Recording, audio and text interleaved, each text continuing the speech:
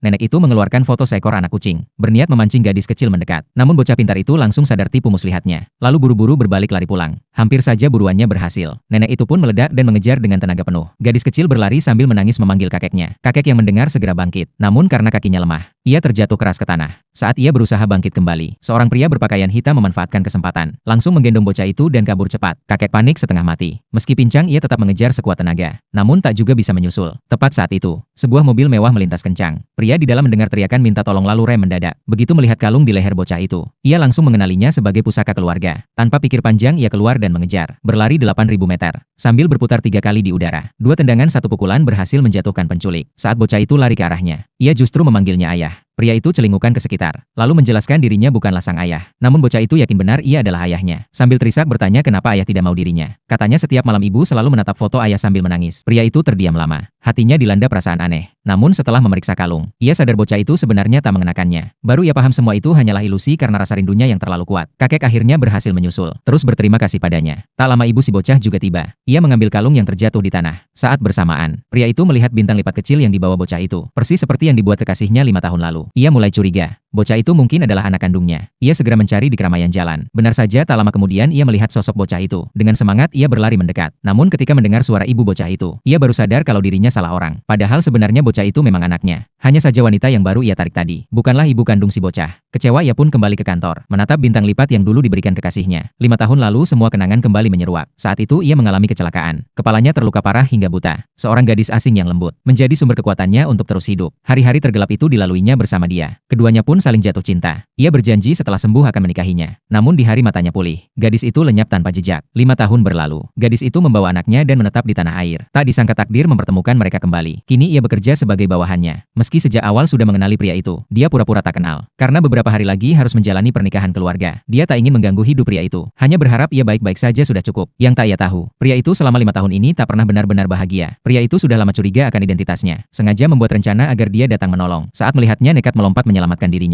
Saat mendengar panggilan, "Ayah," dari mulut bocah itu, ia sudah yakin wanita itu adalah kekasih yang ia cari selama ini. Dan ketika sekali lagi menyebutnya dengan panggilan, "Ya Tou," hati sang wanita langsung bergetar keras.